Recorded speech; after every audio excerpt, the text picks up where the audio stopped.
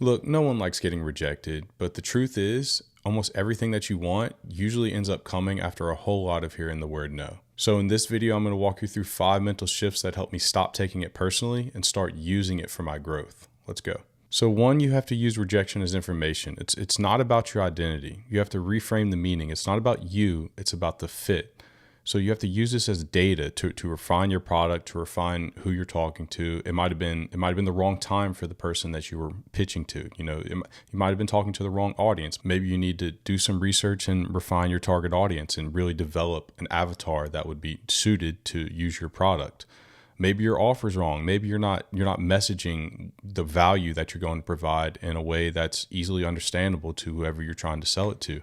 Or maybe all of this stuff was right and it was just your delivery. Maybe you didn't really present it to them in a way that was compelling.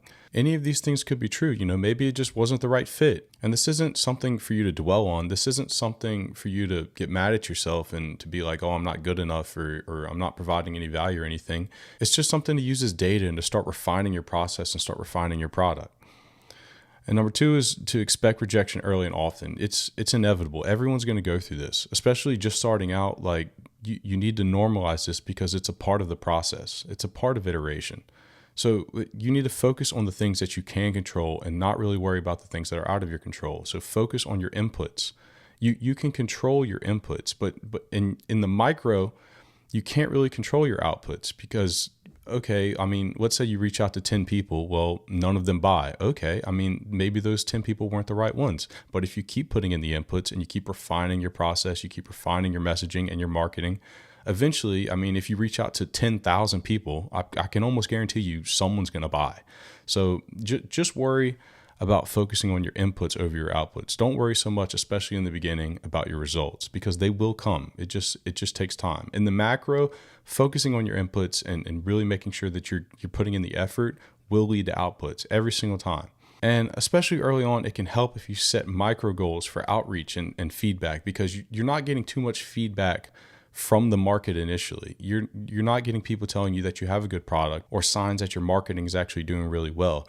And so in this early stage, it's really beneficial for you to set micro goals for yourself to say that, I need to be making 50 cold calls a day. I need to be sending 100 emails a day. I need to be following up with these leads. I need to be making at least 3 long form pieces of content a week. I need to be posting short form daily. I need to be, writing posts. These are the inputs that you need to focus on and that you need to track. And over time, you will start to see results.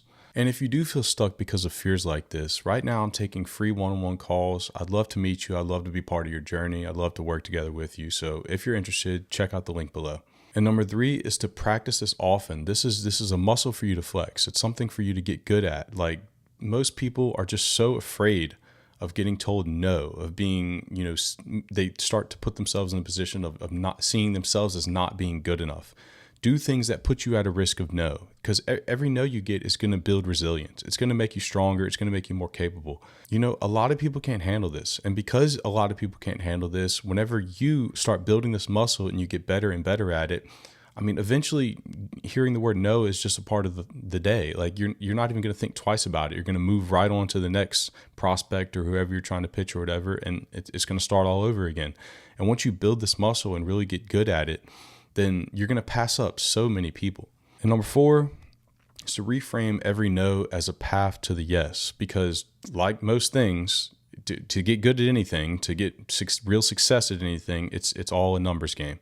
So you can kind of frame it in your mind as 20 rejections will equal 1 yes. And obviously it's not going to be perfect. It's not going to be like, oh, every single time I hit 20 no's, I'm going to get a yes. But, on average, you'll start to see that if you do 100 outreaches, then you'll get this many results that are a yes.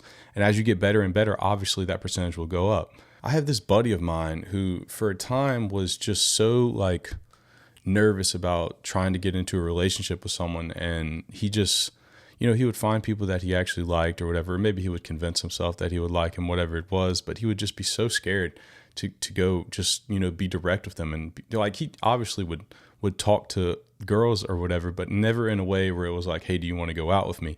And I was like, man, the worst thing that can happen is it's not the right time for them. They don't really like you or whatever it is. And they're just going to tell you no. And then you move on to the next person. There's so many out there. So why are we wasting so much mental energy on this one thing that you're just You're so scared that you won't even do it. So just go and do it. And then he did. And guess what? She said no. And he came to me and he was all upset about it, moping, blah, blah, blah. She said no. And he was kind of like embarrassed to tell me. And I said, okay, great. And he was so confused. He was like, what do you mean great? She said no. I'm like, yeah, she said no. There's 1,000 others that you can go try now. Like, you got this one out of the way. Like, it's fine. This is all a numbers game, just like most things. Like, it is what it is. You just have to roll with it. And number 5 is to remind yourself that you're improving. Like, even if you feel like you're just failing over and over again, you're hearing no over and over again, you're starting to think that you're not good enough, you're getting insecure or whatever, just stop for a moment and compare yourself to your past self when this is happening. Because the truth is, you are much more capable now. By repeating this process and putting yourself out there over and over again, and I guess you can think that you're making yourself vulnerable by making a pitch, by making an offer. You're really not. You're just kind of doing what you have to do.